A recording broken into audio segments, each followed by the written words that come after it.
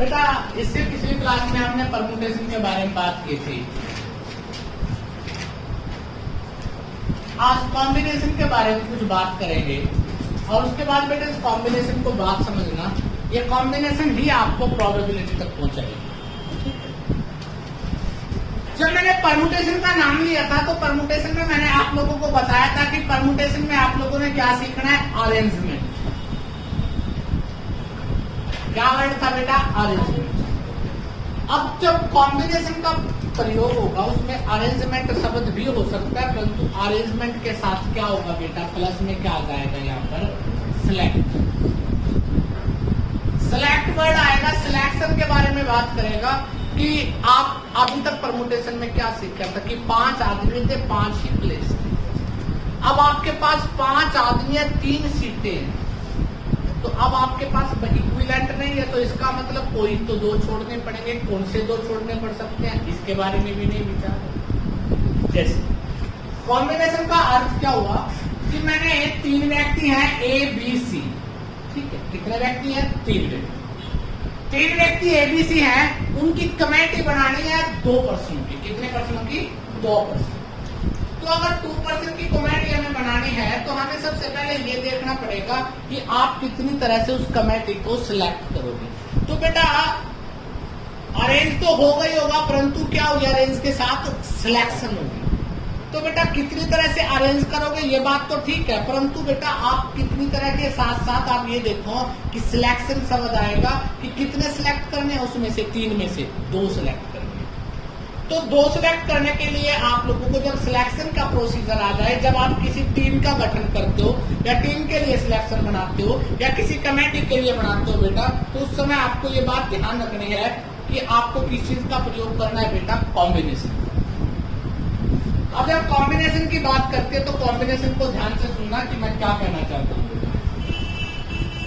जैसे आपको 3 पर्सन है और 3 में से कितने पर्सन की बेटा, 2 पर्सन की कोई कमेटी बनानी है, तो आप कैसे बना सकते हो, या कैसे लोगे, ए बी या ए सी या बी सी, और इसके अलावा तो कोई प्रोसेस नहीं है आपके पास या किसी के पास है, तो कितने तरह से हो गए बेटा। तो ये बेटा 3 पर्सन थे। अगर मैं यहाँ पर ये कह देता हूँ कि एक पर्सन ए है, बी है, सी है और डी है, कितने पर्सन है, 4। और बेटा 3 पर्सन सिलेक्ट करने हैं, तो कितनी तरह से 3 पर्सन को सिलेक्ट किया जा सकता है। तो अगर आप देखते हैं, एक तो हो गया A B C, A C D, B C D, A B C याद हो गया, ए सी डी भी आ गया बेटा, बी सी डी भी आ गया, ए सी डी आ गया बेटा, ए ये भी तो आगे इसीलिए हो गया, डी भी आ गया ना, तो बी डी डी, ठीक है। तो कितनी तरह से सिलेक्ट होगा बेटा, 4 तरह से। अभी तो एक 4 शब्द थे, मैंने कह दिया कि आपको 10 मेंबर है और 10 मेंबर्स में से 8 मेंबर की कमेटी बनानी है, तो आप इस तरह से आप इसमें विचलित होते चले जाओगे। तो या 25 मेंबर है, 25 मेंबर में से आपने बेटा 16 मेंबर की कमेटी बनानी है, तो आपके पास एक नंबर ऑफ वेज हो जाएंगे, वो बहुत ज्यादा हो जाएंगे, जिसको आप इमेज नहीं कर सकते पाते उस समय में। अगर इमेज करने की भी कोशिश करोगे तो आपका क्या होगा, टाइम कंज्यूम होगा। तो यहाँ पर एक बड़ा प्यारा वर्ड आता है बेटा, क्या, जब कॉम्बिनेशन की बात आती है तो एक फार्मूला दिया जाता है जिसको आप लोग बोलते हो NCR। C का मतलब क्या होता है, कॉम्बिनेशन। N का मतलब होता है, इस N का मतलब है टोटल, कितने केस, और R का मतलब होता है सिलेक्ट, आपने कितने सिलेक्ट। R का मतलब क्या है, सिलेक्ट। तो जब आप इस फार्मूले को, पहले मैं इस फार्मूले पे 10-5 मिनट काम करूंगा, पहले इसको सिखाऊंगा इसका अर्थ कैसे ये निकलता है, और जरूरी नहीं है कि इसकी पूरी कैलकुलेशन करने से आपको ये बातें समझ आएंगी, ठीक है। तो बेटा N का मतलब क्या होगा, टोटल केस, और R का मतलब क्या होगा, सिलेक्शन। NCR तो क्या लिखते हैं बेटा, N factorial divide r factorial n minus r factorial. Factorial का मतलब तो सबको पता है, पिछले टॉपिक में किया था हमने। अगर हम ध्यान से देखें, अगर मैं यहां लिख देता हूं 5c3, ये लिखता हूं, इस 5c3 का मतलब क्या हो जाएगा? 5 फैक्टोरियल डिवाइडेड में 3 फैक्टोरियल 5 माइनस 3 फैक्टोरियल। एक तो तरीका ये है, तो साफ कर दो पहले वाला बेटा। अब ध्यान से देखना कि कैलकुलेशन को किया कैसे करना है। हम में से बहुत सारे बच्चे यहाँ पर बेटा कैलकुलेशन जैसे 5 फैक्टोरियल की हमने याद की थी, कितनी थी? 120। आपको डायरेक्टली पुट कर दें, सुनना जरा। 5 फैक्टोरियल का मतलब 5 into 4 into 3 into 2 into 1 divided 3 factorial 3 into 2 into 1। 5 minus 3 क्या होता है? 2 इंटू 1। ये होगा। किसी को दिक्कत, कोई ऐतराज? आपने इससे ये कैंसिल कर दिया और इससे ये कैंसिल कर दिया, तो क्या आ गया? 10 आ गया बेटा। तो एक बात ध्यान से सुनो, आप लोगों को ये देखना है कि 5c3 था ना, ये तो 3 है और इसका डिफरेंस कितना है? 2। किसी एक को अपने अकॉर्डिंग कर, या तो आप ऐसा लिख सकते हो 5 को कहां तक लिखो? 3 तक। 5 इंटू 4 इंटू 3 मतलब 3 डिजिट तक। 5 से 3 लिखा है ना, तो 3 डिजिट लिखो। डिवाइडेड में क्या था? 3 फैक्टोरियल था, तो 3 इंटू 2 इंटू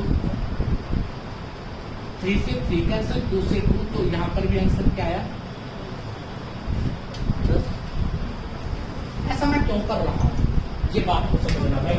थोड़ा समय लग जाएगा, कोई दिक्कत नहीं है, परंतु इस बात को समझना कि आप लोगों को पूरी कैलकुलेशन कम टाइमिंग में, ज्यादा समय नहीं आपके पास पेपर में, तो कम समय में आप करते कैसे। अगर मैंने लिख दिया 7c3, तो आप इसको कैसे लिख सकते हो बेटे? आप इसको लिखोगे, देखो 7 फैक्टोरियल तो लिखोगे, ये कितना हो जाएगा? 3 फैक्टोरियल, और 7 में से 3 गए कितना हो जाता है? 4 फैक्टोरियल। तो बड़ा फैक्टोरियल क्या है? 4। तो जब आप लिखोगे तो 7 इंटू 6 इंटू 5 इंटू में 4 फैक्टोरियल लिखोगे नहीं, और डिवाइडेड में 3 फैक्टोरियल है, 3 इंटू 2, और 4 फैक्टोरियल को 4 फैक्टोरियल से कैंसिल कर दोगे। 4 इंटू 3 इंटू 2 वो तो कैंसिल होना ही होना है। तो क्या बचा? 7 6 5, तो 7 ये क्या शो करता है? 3। मतलब 7 से शुरू होकर आपको लगातार कितने डिजिट लिखने हैं? 3 डिजिट। समझ आ गई? अब मैं इसको डायरेक्ट लिखता हूं, 7 से स्टार्ट होते हैं, 7 6 5, 3 डिजिट आ गए। डिवाइडेड में कितना आ जाता है बेटा? ये 3 गुना 2 गुना 1 का तो 3 है, 2 3 6, 3 से 3, तो 7 50। यहां पर आपने ऊपर वाली लैंग्वेज समझ ली, क्या लिखनी है बेटा? 7 फैक्टोरियल थे, नीचे 3 लिखा है, तो 7 को कितने डिजिट तक करना है? 3 डिजिट तक। मतलब 3 फैक्टोरियल रहने चाहिए, तो 7 से लेकर अगले 2 डिजिट और लिखने हैं आपने, तो कितने डिजिट लिख दिए? 3 लिख दिए। अब डिवाइडेड में क्या है? 3 इंटू में 2 इंटू में 1, 3 दूनी 6, 6 से 6 कैंसिल, तो 35 आ गए। मेरी बात समझ आ रही है? तो जब आप इस तरह से करते हो तो आपको ये बात समझनी है। क्यों समझनी है? यहां पर तो ऐसा था, अगर मैं इसी पार्ट को ऐसे लिख देता हूं कि 7c4, क्या है? 7c4। अब ध्यान से देखिए क्या लिखेंगे? 7 फैक्टोरियल, 7 4 फैक्टोरियल इंटू में 7 माइनस, तो बात सेम ही होगी।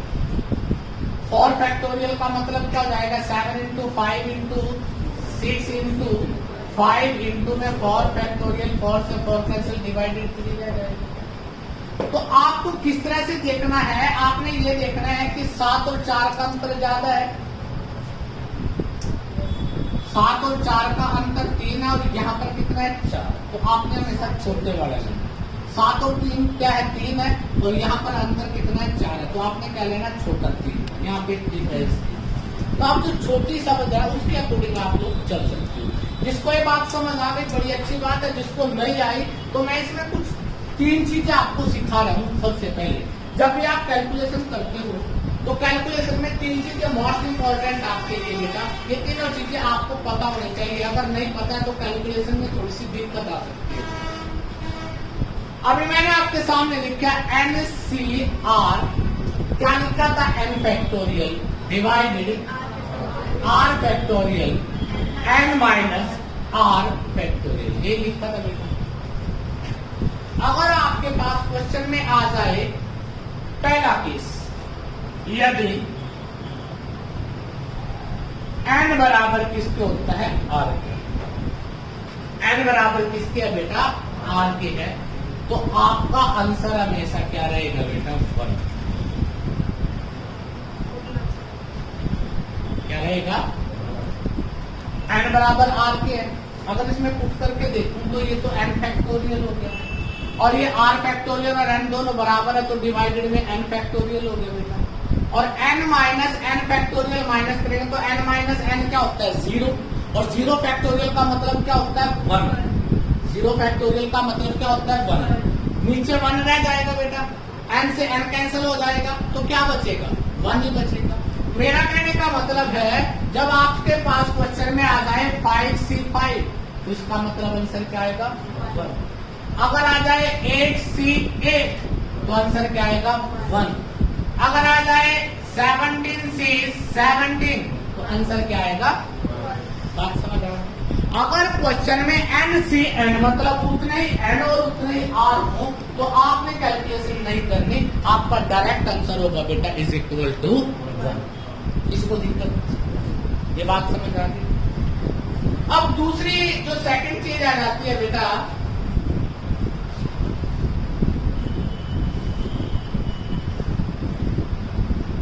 फार्मूला वही था आपका NCR n factorial divided r factorial n minus r factorial, ये था। अब सेकंड कंडीशन, यदि आपका r क्या हो जाए? 1 हो जाए। r क्या हो जाए? 1। याद रखना r क्या है? 1। तो आपका आंसर इसका हमेशा क्या रहेगा? n ही रहेगा। क्या रहेगा? अब आप कहोगे सर कैसे रहेगा आंसर n? तो आंसर आपका n कैसे रहेगा? ध्यान से देखो, मैंने लिख दिया 8C1 तो आपका आंसर क्या होना चाहिए? 8। देखते प्रूफ करके 8 factorial divided 1 factorial multiply 8 minus 1 7 factorial. तो आपने देखा 8 इंटू 7 फैक्टोरियल और डिवाइडेड में 7 फैक्टोरियल इंटू में 1, इससे ये कैंसिल तो क्या बचा? 8। मतलब आपका आ जाए 5C1 9C1 11C1, तो इन सब का आंसर क्या रहेगा बेटा? 11C1 का 11, 9C1 का 9, 5C1 का 5। किसी को दिक्कत? क्या बताया इससे पहले? अगर n और r बराबर हो तो आंसर क्या रहेगा? 1। अगर बेटा NC1 आ जाए, NC1 का मतलब n की वैल्यू कुछ भी आ जाए तो आपका आंसर क्या रहेगा? n ही रहेगा बेटा। मेरा कहने का मतलब है NC1 हमेशा क्या होता है? n। क्या होता है? n। किसी को दिक्कत? बात समझ आ गई? तीसरी कैलकुलेशन बड़ी फेमस है, उसको भी ध्यान से देखिए। जब r क्या होता है बेटा?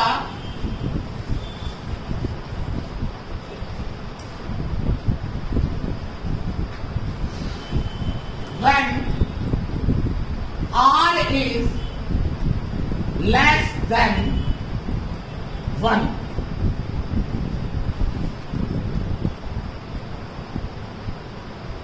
as compared to n।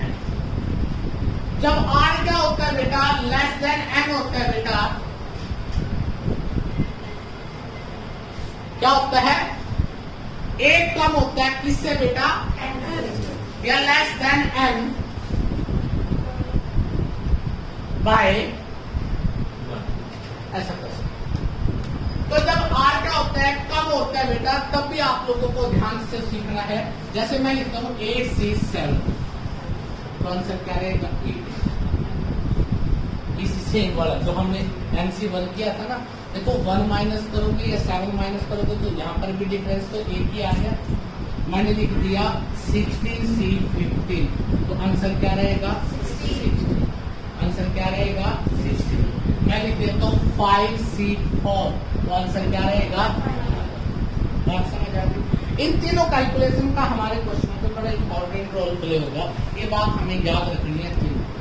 जब हमारा n बराबर किसके होता है r के, तो इसका मतलब बेटा हमारा क्या होता है 1 आंसर। अगर हमारा बेटा nC1 हो या nC क्या हो n-1, मतलब एक कम हो उससे, r की वैल्यू क्या हो n से एक कम हो, तो भी हमारा आंसर वही रहेगा जो n है। किसी को दिक्कत, कोई एतराज? पक्का?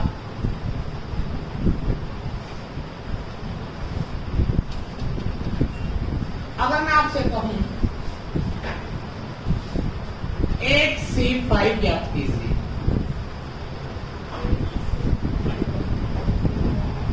8C5, तो क्या होगा?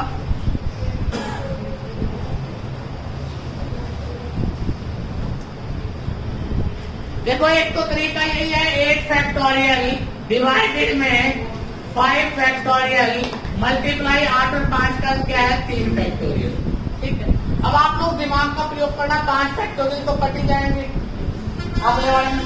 तो यहाँ पे क्या बचा 8 7 6 डिवाइड में 3 2 1। ये बात समझ आ गई? 3 दूनी, या जिसको दिमाग में याद है, देखो इनका अंतर तो 3 आता है, इनका क्या आता है 5। आपने छोटे स्तर पे लेना है 3 है, तो 8 को कहां तक ले जाएंगे 3 डिजिट तक, 8 7 और 6। डिवाइडेड में क्या आ जाता है बेटा 3 था ना, तो छोटे वाले रखते हैं, तो 3 2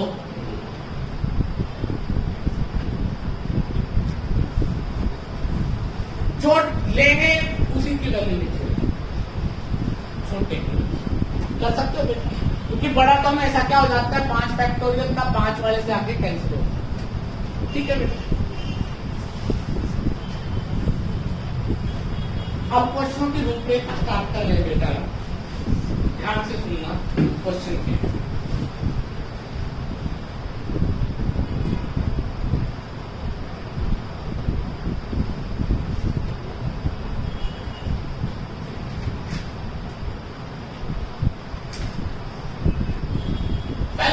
बेटा आपका यहाँ पे, यहाँ से आपका कॉम्बिनेशन भी और यहाँ से आपके बैंकिंग के क्वेश्चन स्टार्ट हो। ठीक है, और हरियाणा में बहुत बार मिलता है, लिखता है in how many ways, ways मतलब मेथड, तरीके, कितने तरीकों से एक ग्रुप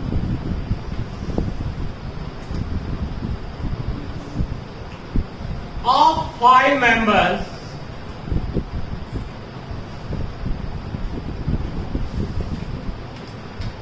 can be formed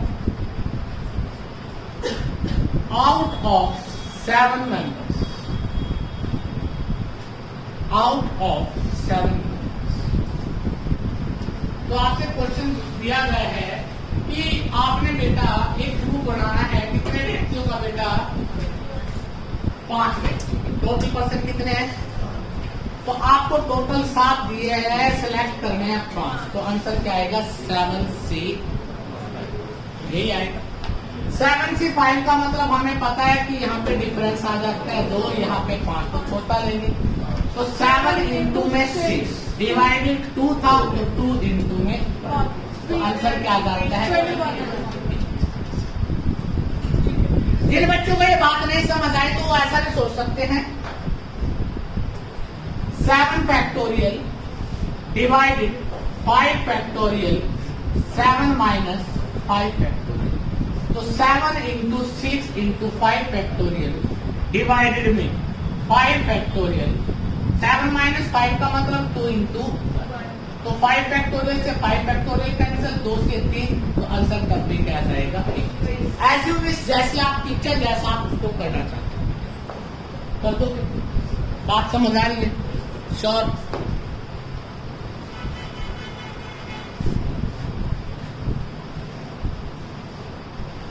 जब प्रोबेबिलिटी आएगी ना तो उसमें इसका बड़ा प्रयोग किया जाता है कि 10 मेंबर की कमेटी बनानी है, 5 लेडीज रखनी है, 3 बॉयज रखने हैं, 2 चिल्ड्रन रखने हैं। तो कुछ इस तरह से जब बातें आती है तो वो सारे क्वेश्चन कॉम्बिनेशन के बेस पे सिलेक्ट होते हैं। मैंने बताया था जब जितने व्यक्ति सिलेक्ट करने हैं उतनी ही सीटें हैं तो इसका मतलब क्या हो जाता है, परम्यूटेशन। अगर उनमें से बेटा कुछ छोड़ने और कुछ सिलेक्ट करने हैं तो किस चीज का प्रयोग होगा, कॉम्बिनेशन। किस चीज का प्रयोग होगा, कॉम्बिनेशन। कोई दिक्कत? नेक्स्ट क्वेश्चन है बेटा, इन how many with 11 member forming, ये आपने खुद करके दिखाना है बेटा, एक cricket team out of 15 players. तो बेटा 11 मेंबर सिलेक्ट करने हैं 15 खिलाड़ियों में से। कीजिए जल्दी से, शाबाश।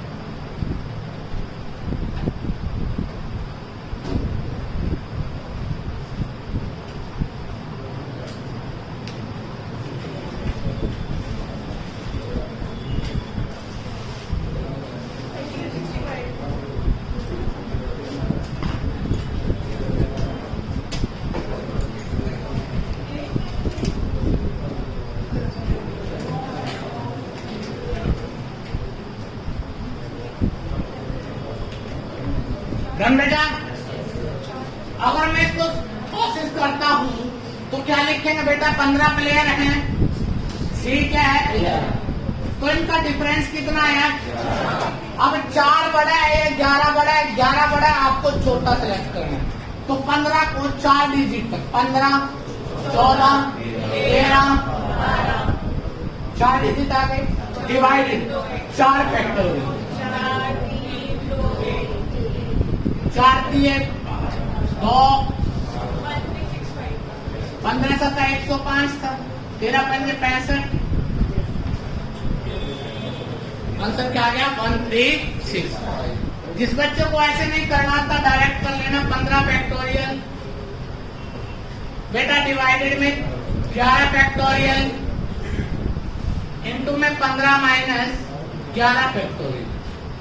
तो करेंगे बेटा 15 फैक्टोरियल, 15, 14, 13, 12 और गुणा में 11 फैक्टोरियल। 11 फैक्टोरियल नीचे है, 15 माइनस 11, 4 फैक्टोरियल नीचे रह जाता है। 11 फैक्टोरियल से 11 फैक्टोरियल कैंसिल, 4 फैक्टोरियल नीचे रहता है, तो 4, 3, 2, 1। वही आपकी 4 की 12 कैंसिल, 2 7 14, तो आपका क्या आ जाएगा, 1300। कर सकते हो बेटा, कोई दिक्कत, कर दोगे।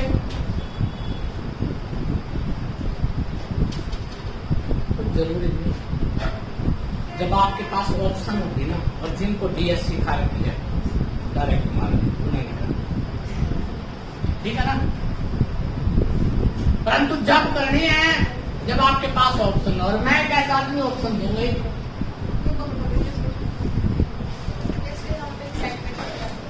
है ना। अब उसके बाद थोड़ा सा क्वेश्चन का बदलाव करते हैं, बात को समझना। ये जिसने भी पेन उठाए थे अभी वो बंद कर दो, सीख लो पहले, ठीक है। मेरे को पता है तुम एनसीआर के बारे में जान चुके, ठीक है। अभी हमें थोड़ी और बातें भी करनी है। लिखता है, in a class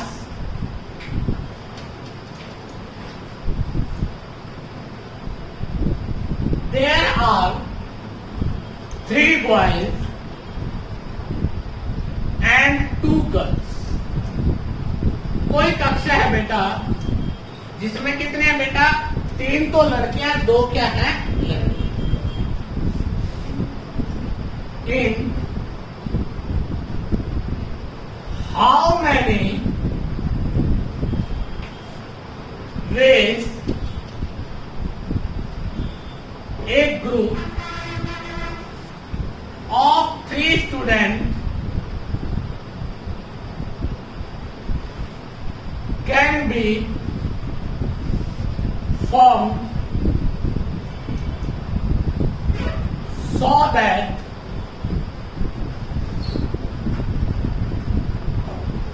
there are 2 boys and 1 girl in the group.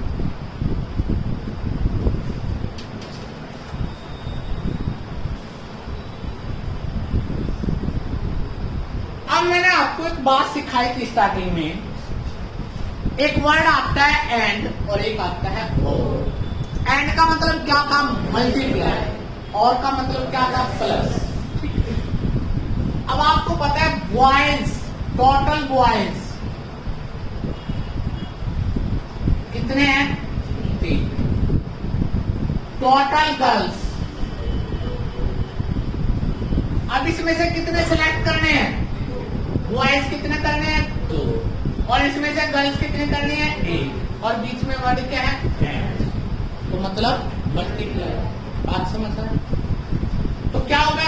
3C2 multiply 2C2।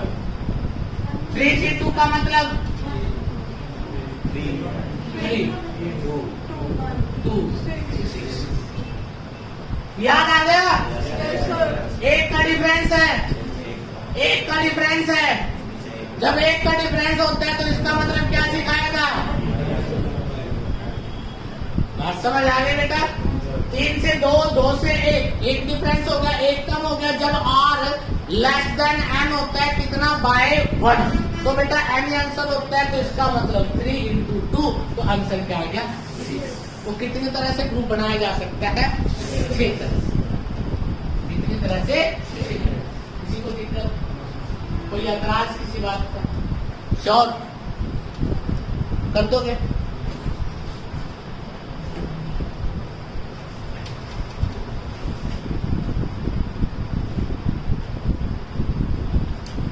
अब उसके बाद नेक्स्ट क्वेश्चन है बेटा,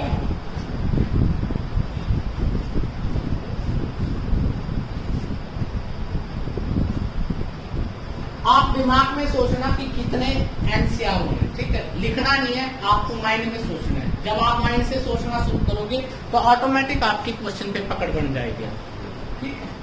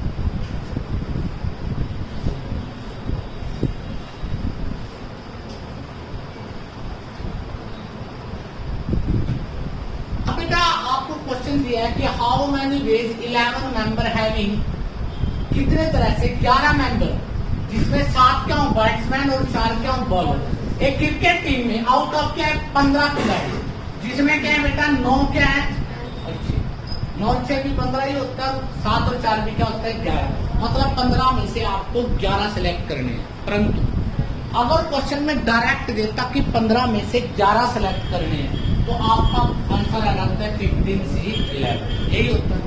अब आपको क्वेश्चन में कंडीशन दे दी, आपके पास जो बैट्समैन है बेटा वो कितने हैं? 9 टोटल बैट्समैन। टोटल बॉलर्स कितने हैं बेटा आपके पास? 6। 9 में से कितने सिलेक्ट करने हैं आपको? 7। और बेटा 6 में से कितने करने हैं? 4। और 11 करने हैं, दोनों की हो सकता है। एंड देखो 7 एंड तथा 4 तो ही 11 बनेंगे। तो तू जहां पर क्वेश्चन में नहीं लिखा रहता तो ये बात समझ नहीं है कि आइदर की ऑप्शन कब होती है और एंड की कब होती है। आपको 11 खिलाड़ी सिलेक्ट करने हैं, 7 तथा 4। 7 क्या होंगे? बैट्समैन और 4 क्या होंगे? बॉलर्स होंगे बेटा। तो 7 तथा 4। अभी आपके माइंड की लैंग्वेज बनेगी। आपको पता है कि 11 तभी बनेंगे जब दोनों एंड में होंगे। मतलब क्या होगा? मल्टीप्लाई। तो बेटा 9 में से कितने सिलेक्ट करने हैं? 9 C 7 मल्टीप्लाई 6 C 4। आगे बड़ा आसान सा टॉपिक है ये। अगर तुम लोग ध्यान से करोगे ना तो 2 दिन में जब प्रोबेबिलिटी स्टार्ट होगी ना तुम्हें लगेगा कि कुछ भी नहीं है प्रोबेबिलिटी, क्योंकि वो सारी डिपेंड किस पे करती है? कॉम्बिनेशन पे। यहां तक किसी को दिक्कत? 9 C 7 2 डिफरेंस है, तो 9 इंटू में 8 डिवाइडेड 2 इंटू 1 मल्टीप्लाई 6 डिफरेंस 2 आ गया इंटू में 5 डिवाइडेड 2 इंटू 1। डायरेक्ट करना आ गया ना, फॉर्मूला लिखने की जरूरत तो नहीं है। तो बेटा 2 तिया 6, 2 चौके 8, 9 चौके 36, 9 में 15, 15 छिके 90, 15 तिया 45। तो आंसर क्या आ गया? 540। किसी को दिक्कत? करते बात समझ आ रही है? तो बेटा 9 सिलेक्ट, 9 टोटल के 7 तो 9 C 7। 6 करने थे, 6 में से कितने करने थे? 4 तो 6 C 4। और दोनों की आवश्यकता है, मतलब एंड। तो इसका मतलब ऐसा तो नहीं कहा या तो 9 करने हैं या 4, ऐसी तो कोई बात नहीं थी। तो 11 चाहिए तो बेटा 9 भी करने पड़ेंगे और आपको 6 भी 7 भी करने पड़ेंगे और 4 भी करने पड़ेंगे। दोनों की आवश्यकता है, मतलब एंड आ गया तो मतलब क्या होगा? इसमें मल्टीप्लाई। किसी को दिक्कत? सबको समझ आ गई बात? नेक्स्ट क्वेश्चन तैयार करें।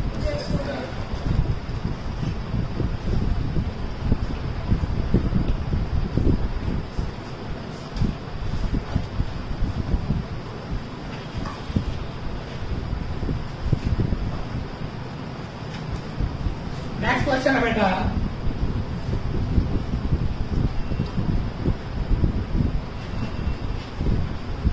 इन हाउ मैनी वेज। ये आपने माइंड में स्वयं सोचना है, सभी ने पेन नहीं चलाना, किसी ने सोचना है सिर्फ। क्योंकि बेटा जब आप खुद सोचना शुरू हो जाओगे तो अपने आप गणित आ जाएगा। इन how many ways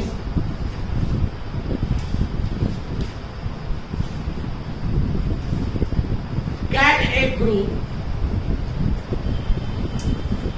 of 5 men and 2 women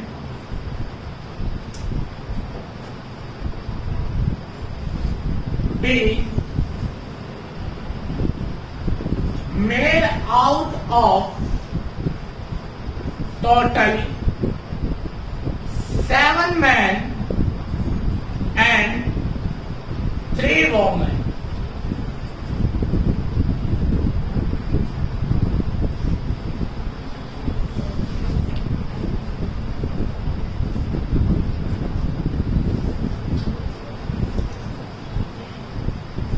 man कितने हैं? 7। सिलेक्ट कितने करने हैं? 5।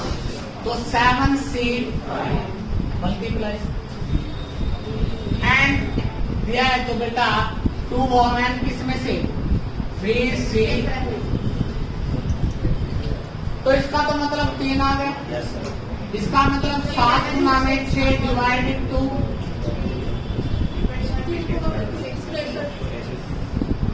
तो आंसर 63।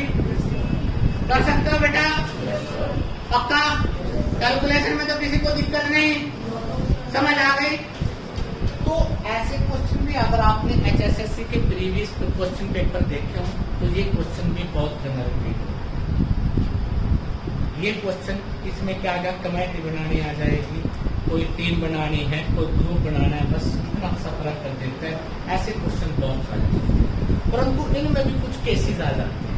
कुछ केसेस एटलीस्ट के, एटमोस्ट के, कुछ ऐसे केस आ जाते हैं, वो मैं आपको साथ साथ अभी सिखाऊंगा कि किस तरह से आपको, ठीक है।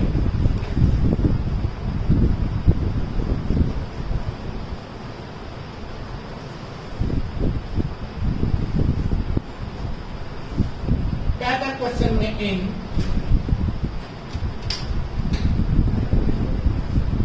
How many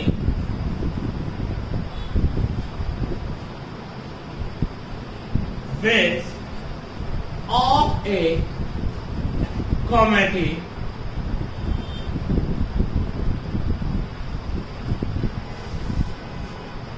of 5 men and 6 women can be selected from 8 men and 10 women.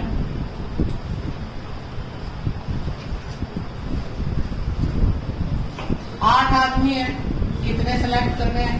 8 सी, 10 में से एंड लिखा है, मल्टीप्लाई 10 सी,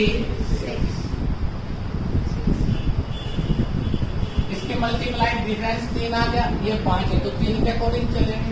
तो क्या लिखेंगे? 8 7 6, 3 है, 3 2 1 मल्टीप्लाई डिफरेंस कितना आया? 4 और ये कितना है? 6। तो 4 के अकॉर्डिंग ले लो, 10 9 8 7, 4 डिजिट ले लिए, 4 3 2 1। किसी को दिक्कत? 6 से 6 कैंसिल, 4 दूनी 8 कैंसिल, 3 दिया, 8 2 से 3 6, 7 दिया 21, 200 मल्टीप्लाई कर दो, क्या आएगा बेटा? एक आंसर है। अब दिमाग का प्रयोग, एक आंसर है बेटा आपका 266, 11 760, 50 40 86 50। तो आपको पता है 5 और 6 11 का मतलब 2 2 और 1 3। डीएस कितना आ गया? 6। तो बेटा 6 डीएक्स, ये तो हो ही नहीं सकता आपका, ये 5 4 9 आ गया, 6 4 10 और 8 18 आ गया, ठीक है बेटा। तो यहाँ पर भी आप लोग जब कैलकुलेशन करोगे तो इस तरह के कॉन्सेप्ट को जरूर याद करना कि हम डीएस से तो डायरेक्ट आंसर निकाल सकते हैं। कितना डीएस आया था? 6। देख लो बेटा, 6 ही हो गया, 7 और 2 9 कैंसिल हो गया, तो क्या रह गया? 6 ही रह गया बेटा। तो डीएस कितना आया? 6। डायरेक्ट आंसर किस पे पुट कर देंगे? 6। जिन बच्चों को डीएस नहीं आता, या तो मेरी वीडियो देख लेना, अदरवाइज मैं आपको बेटा इसी वीक में एक्स्ट्रा क्लासेस में डीएस का कॉन्सेप्ट क्लियर कर दूंगा कि कैसे आपको कैलकुलेशन का यूटिलाइज करना, ठीक है? कर दोगे? किसको नहीं आता वैसे डीएस क्लास में? अभी वैसे मैंने करवाया था 5-7 दिन पहले ही, है ना, जब हमने बेटा कैलकुलेशन स्टार्ट की थी। किसको नहीं आता? 3-4 बच्चे हैं, मैं अलग से करवा दूंगा आप लोगों को।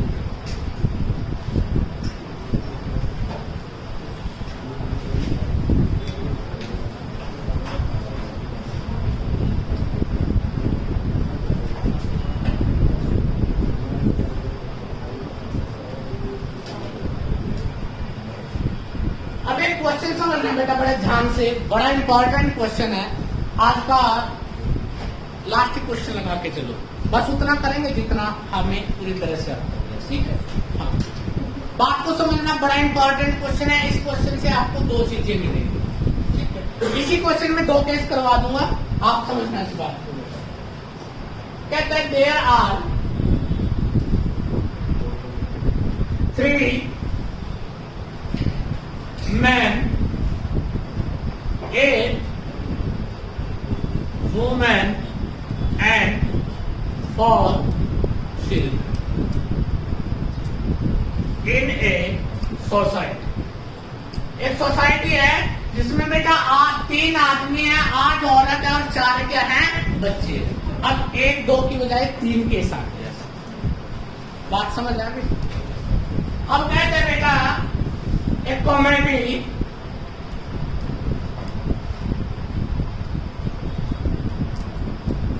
Comedy of 5 members is to be selected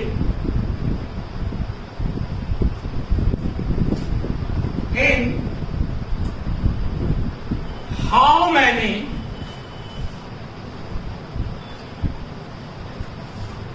ways it can be done so that there should be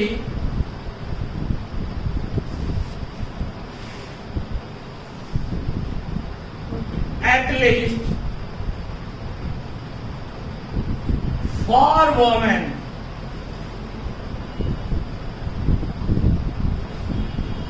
in the comment.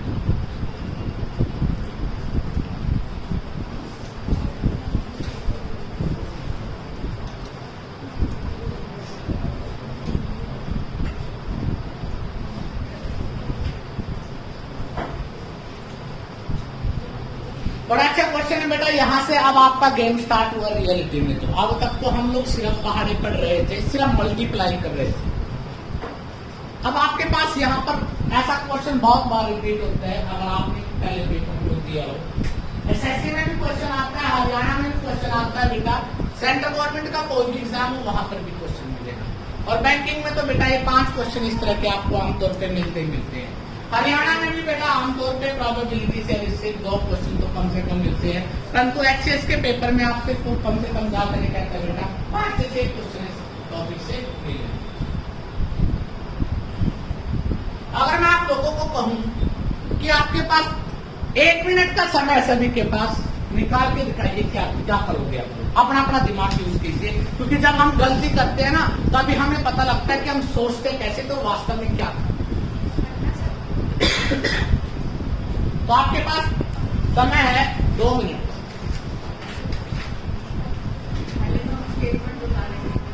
Statement नहीं उतारनी, स्टेटमेंट लिखी हुई है।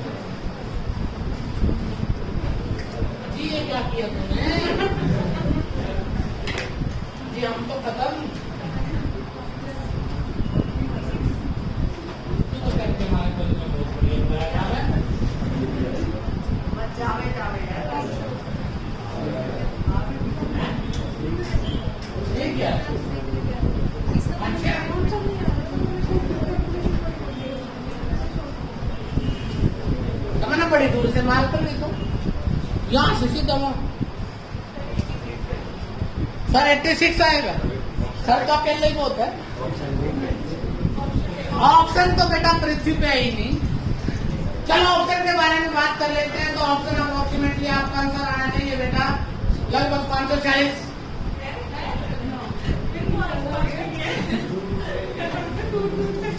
कौन ये बंद करो सारे, मुझे पता है, क्योंकि जब हम गलत करते हैं ना तब हमें पता होता है कि क्या कर रहे हैं। जब मैं ठीक करूंगा ना तो तुम्हें एहसास होगा कि गलती क्या की था।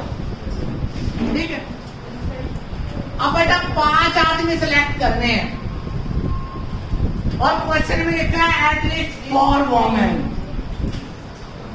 एटलीस्ट मतलब कम से कम 4 तो होनी चाहिए।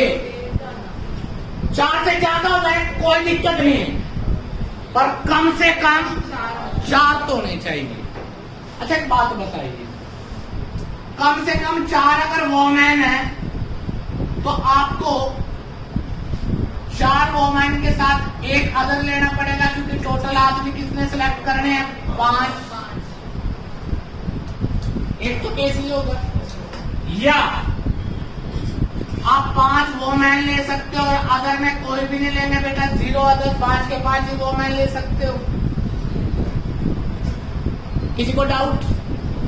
मिनिमम का मतलब क्या होता है? एटलीस्ट 4 का मतलब क्या है? कम से कम 4 जरूर होना चाहिए, ज्यादा हो जाए कोई बात नहीं। अगर 4 ये है तो एक अदर होगा। अदर में आप, अब आपके माइंड में क्वेश्चन आ जाता है कि सर अदर में आप मैन को ले या चिल्ड्रन को? किसी को भी एक को ले सकते बेटा। 4 तो ले ली, अगले में 5 ले ली। है भाई मेंबर 5 बना रहे हैं, तुम मतलब गोदावरी की पहाड़ियों से निकला था क्या?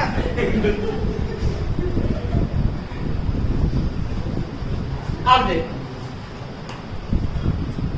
इधर देख लो बेटा, बाणगंगा पे पहुंचा भाई। मेरी नजर में तो बड़ा आसान सा क्वेश्चन है ये। अदर है, कभी टैग लगा दो इसको, कुछ भरोसा नहीं है।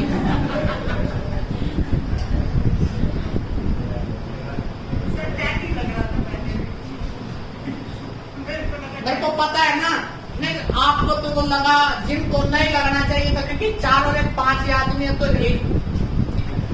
अच्छा 4 वोमेन सिलेक्ट करने का कौन सा तरीका है आपके पास? कितनी वोमेन है? 8 वोमेन में से 4 सिलेक्ट करनी है, 8 से 4। ये तो सबने किया होगा पक्का। आगे दिक्कत आ गई एंड मतलब अब एक और सिलेक्ट करना है। अब दिमाग में आता है एक अगर चिल्ड्रन में से लूं तो 4C1, एक अगर माध्यमिक में से लूं 3C1। क्या लूं बेटा? बाकी कितने आदमी बचे? 4 तो ये थे, 3 ये थे, 7 थे। 7 में से कोई एक सिलेक्ट कर लो।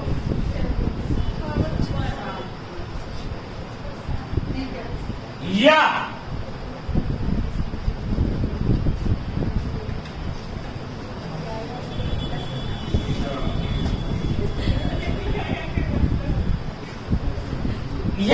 मतलब प्लस, या 5 के 5 क्या होंगी? और किसमें?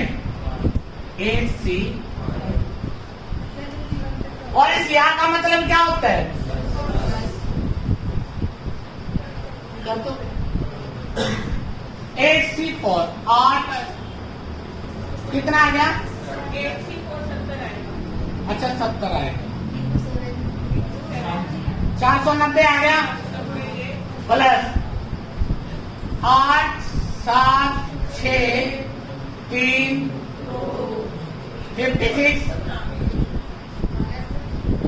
500। यही आया था ना, यही बताया था मैंने। बात समझ आ गई? तो जब आपको ये लगता है कि बेटा ये 4 तो बच्चे हैं और 3 मैन है, इनमें से कोई एक सिलेक्ट करना है, तो अलग से तो नहीं कर सकते। तो इसका मतलब टोटल संख्या कितनी होगी? 7। 7 में से कोई एक सिलेक्ट कर सकते हैं, तो 7C1। ठीक है, या 5 होगी 5 हो क्या होगी? औरतें वोमेन्स को सिलेक्ट कर सकते। किसी को दिक्कत, कोई एतराज? पक्का समझ गए? अगर मैं इसी क्वेश्चन को थोड़ा और एक और लैंग्वेज में यूज कर देता हूं, सेम क्वेश्चन है,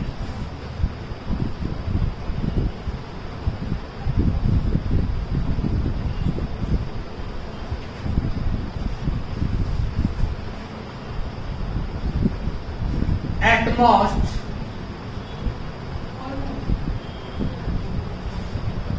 टू वॉर्म,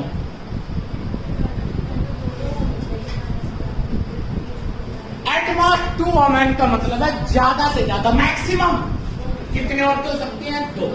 अब देखिए ध्यान से, मैक्सिमम 2 अगर वोमेन है तो अदर कितने होंगे? 3। पहला केस तो ये है। सेकंड केस, अगर 1 वोमेन है तो अदर कितने होंगे? 4। अगर कोई भी 0 वोमेन है तो अदर कितने होंगे? 5। तो ये केस होंगे, या तो कमेटी ऐसे बनाई जाएगी, या ऐसे या ऐसे, और या का मतलब। अब 2 वोमेन, कितनी वोमेन में से 8C multiply 7C plus 1 women 8C1 multiply 7C4 plus women तो है नहीं, अदर ही है बेटा 7C। तो बात समझ आ गई? तो एट लीस्ट और एट मोस्ट का मतलब समझ आ गया सबको? पता लग गया क्या अर्थ है? अगर इसकी कैलकुलेशन करें तो डिफरेंस की 8C2 आ गया बेटा, 8 इंटू में 7 divided 2 multiply 7 into 6 into 5 divided 3 into 2 into plus 8, यहाँ पर 7 इंटू, ये डिफरेंस 3 आ गया ना, 7 6 5 divided 3 into 2 into 5 plus 7 6 2 into में 1। ये बात सबको समझ आ गई ना? मैं कैसे लिख रहा हूं बेटा? अब बेटा 3 दूनी 6 है, तो 7 चौक 28 और 7 पंजा 35, या 7 पंजा 35 या 49 को 20 से मल्टीप्लाई कर देंगे बेटा, 98 980। 5 चौका क्या था? 20 का मतलब डबल हो गया बेटा, 2 से गुना, और 7 क्या होता है? 49 का डबल 98 होता है, और 0 साथ में आ जाएगी 980 प्लस। अब बेटा 6 से 6 कैंसिल, 7 पंजा 35 है, 35 का 70 आता है, 7 चौक 28 280 9 किया। अब 900 200 बेटा 1100 और 100 बेटा 1280 और 1 1281। देखो 980 है, 980 में 200 जोड़ोगे तो 1180 आ जाएगा, 1100 में 20 जोड़ोगे तो क्या हो जाएगा बेटा? 1200 हो जाएगा, 80 इधर रह जाएगा 1, ये तो 1281। तो आंसर क्या आ गया? 1 2 8। किसी को दिक्कत? और किसी को दिक्कत बेटा? आपने आज इससे अच्छी तरह से नोट्स बनाने में जाना। आज आपका पहला दिन था बेसिक कॉम्बिनेशन। कल मैं आपको इसी कॉम्बिनेशन में थोड़े अपर लेवल की बातें सिखाऊंगा जो आपको कंफ्यूज करेंगी, ठीक है? परसों इसके बाद वाले लेक्चर में मैं आपको प्रोबेबिलिटी पे लेके आऊंगा, और प्रोबेबिलिटी में ये बताऊंगा अगर तुम्हें कॉम्बिनेशन अच्छी तरह से आता होगा तो प्रोबेबिलिटी कुछ नहीं है बेटा, 0 है, ठीक है? यही तो बात थी कि इतने मेंबर की कमेटी बनानी है तो प्रोबेबिलिटी क्या होगी? बस उसमें डिवाइडेड क्या होता है? टोटल केस होता है। कॉम्बिनेशन के साथ क्या लग जाएगा? डिवाइडेड में टोटल केस। जो आता है ना favourable case, divided total case, कि कितने की संभावना है? Divided total. तो संभावना तो आगे कॉम्बिनेशन, और डिवाइडेड में इसके साथ क्या हो जाएगा? Total case. वो आपको पता ही है बेटा कि टोटल केस। टोटल केस का मतलब क्या है कि आपको बेटा कितने मेंबर बनाने थे? 5। टोटल कितने हैं 8 और 4 12 और 3 15। तो 15 में से 5 सिलेक्ट करने रहते तो टोटल क्या क्या 15C5। तो उससे आपको डिवाइडेड करना चाहिए, इसके अलावा कुछ नहीं। बात समझ आ गई बेटा? तो आज मैंने बड़ा सिंपल सा आप लोगों को कॉम्बिनेशन बताया कि कॉम्बिनेशन क्या चीज होता है और उसकी कैलकुलेशन कैसे की जाती है। ठीक है। दूसरा ये सिखाया कि कॉम्बिनेशन में कहां पर एंड का प्रयोग होता है और कहां पर या का, ये चीज। कल कुछ ऐसे क्वेश्चन जो आपके माइंड को डिस्टर्ब करेंगे उन क्वेश्चनों की बात करेंगे और उसके बाद हम किस पे आएंगे प्रोबेबिलिटी। प्रोबेबिलिटी के मैं 2-3 लेक्चर लूंगा लगातार, एक लेक्चर में नहीं 3 लेक्चर लूंगा। उसके बाद बेटा आप प्रीवियस का कोई भी क्वेश्चन उठा लेना, चाहे वो सीजीएल का है, चाहे आपका बेटा हरियाणा का है, चाहे किसी भी टॉपिक का, चाहे बैंकिंग का है, आप लोग उसको आसानी से सोचो। मैंने जो आप लोगों को तरीका बताया था ये सोच के बताया कि मुझे नहीं पता आपने प्लस 1 प्लस 2 में मैथ्स पढ़ा या नहीं पढ़ा। मैं आपको 0 मान के चलता हूँ, इसलिए मैं 0 लेवल से सारी बातें कर रहा हूँ। ठीक है। किसी को दिक्कत कोई एतराज? आज के लिए बेटा इतना ही। अब आपकी नेक्स्ट क्लास स्टार्ट है।